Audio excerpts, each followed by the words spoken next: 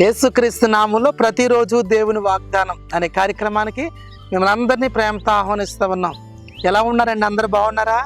దేవుని కృపలో దయలో వర్ధిల్లుతున్నారా? మీరు అందరూ బాగుంటారు, కృపాక్షేమాలతో వర్ధిల్లుతారు. ఎందుకంటే దైవ సేవకులుగా మీ అందరి కొరకు మేము ప్రార్థన చేస్తూ ఉన్నాం.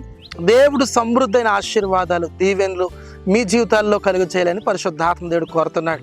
ప్రతిరోజు ఉదయం 5 గంటలకి వాగ్దానాలు వస్తున్నాయి. ఎంతోమంది ఆదరించబడుతున్నారు, దీవించబడుతున్నారు. ఈరోజు మీరు మీ కుటుంబాలు కూడా దీవించబడతారు. అందరికీ షేర్ చేయండి, వాగ్దానాలు ఎత్తిపట్టి ప్రార్థన చేయండి. తప్పక దేవుడు కార్యం చేస్తాడు.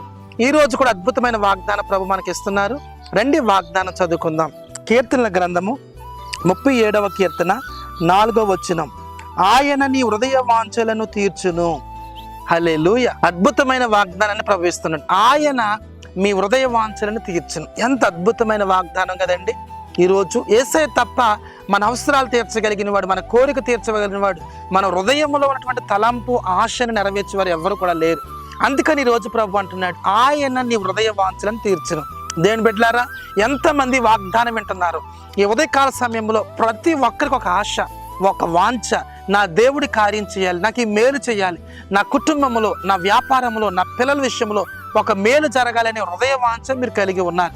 గనుక దేవుడి రోజు ఈ వాగ్దానం ద్వారా మాట్లాడుతున్నాడు. ఆయన ఒక్కడే నీ హృదయ వాంఛను నెరవేర్చను. ఇంతవరకు ఎన్నో రోజులకు ఎదురు చూస్తున్నారు కదా, మీ కార్యం కొరకు, గర్భఫలం కొరకు, వివాహం కొరకు, ఉద్యోగం కొరకు, ర్యాంక్ కొరకు, చదువులో మొదటి స్థానం కొరకు మీరు ఎదురు చూస్తూ ఉన్నారు.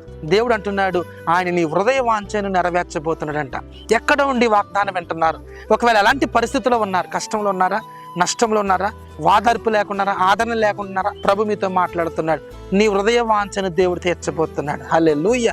ఎంత గొప్ప సంతోషం కదా ఈ ఉదయకాల సమయంలో. అవును, మనం అందరం కూడా హృదయంలో ఒక ఆశతో ఎదురు చూస్తున్నాం, ఒక దాహంతో ఎదురు చూస్తున్నాం, ఒక ప్రశ్నతో ఎదురు చూస్తున్నాం. దేవుడు ఏం మాట్లాడతాడు? అవును, ప్రభు నీతోనే మాట్లాడు. నీవేమైతే ఆశ కలిగి ఉన్నావో, ఏ కోరికనైతే కలిగి ఉన్నావో ఆ కార్యాన్ని నీ పక్షాన్ని జరిగించబోతున్నాడు. నీ పిల్లల విషయం జరిగించబోతున్నాడు. ఈ జూన్ నెలంతా కూడా దేవునికి ఆశీర్వాదాలు, దేవుని యొక్క దీవెనలు, తొలకరి వర్షము, తొలకరి ఆశీర్వాదం నీ జీవితంలో చూడబోతున్నాం. మునుపెన్నడూ చూడని కార్యాలు పరిశుద్ధాత్మ దేవుడు మీ జీవితాల్లో జరిగిస్తూ ఉండగా ఈ వాగ్దానాలు ఎత్తిపట్టి ప్రార్థన చేయండి.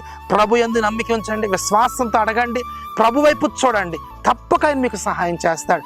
తప్పక మీ ఆశను నెరవేరుస్తాడు. మునిపెన్నడూ ఊహించని, చూడని గొప్ప కార్యాలు పరిశుద్ధాత్మ దేవుడు మీ జీవితాల్లో, మీ కుటుంబంలో జరిగించాలని ఆశపడుతున్నాడు. కనుక ఈ ఉదయకాల సమయంలో మాతో పాటు ఏకీవించి ప్రార్థన చేయండి. ఈ వాగ్దానం ఎత్తిపట్టి, ప్రభా ఈరోజు నువ్వు నాతోనే మాట్లాడావు, ఈ వాగ్దానం నెరవేర్చిన జీవితాలన్నీ అడగండి. తప్పక ఆ వాగ్దానం నెరవేర్పు నీ జీవితంలో మీరు చూస్తారు. ప్రార్థన చేసుకుందాం. పరిశుద్ధము నమ్మకమైన తండ్రి, నీకు వందనాలు. ఎంతమంది వాగ్దానం విన్నారో, ఆయన నీ హృదయ వాంఛను నెరవేర్చునన్న ప్రభువా, ఈ వాగ్దానం చూస్తున్న మీ జీవితాల్లో అనేక మంది హృదయ వాంఛలు నెరవేర్చబడబోతున్నాయి. మీకు పట్ల దేవుడు గొప్ప కార్యం చేయబోతున్నాడు, మేలు చేయబోతున్నాడు. కోర్టు కేసులు కొట్టివేయబడుతున్నాయి. మీ చదువుల్లో, మీ ఉద్యోగాల్లో అత్యున్నతమైన స్థానాన్ని పరిశుద్ధాత్మ దేవుడు దయచేయబోతున్నాడు. చాలా మంది గలిబిలిగా ఉన్నారు, నెమ్మది లేక, సమాధానం లేకున్నారు.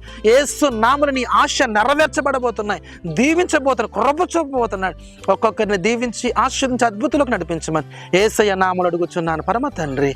Amen, amen. హల్లెలూయా. ఈ ఉదయకాల సమయంలో దేవుడు మనందరికి ఇచ్చిన వాగ్దానం, ఆయన నీ హృదయ వాంఛను నెరవేర్చును. అలాంటి కృప దేవుడు మనందరికీ దయచేయును గాక. ఆమెన్. God bless you.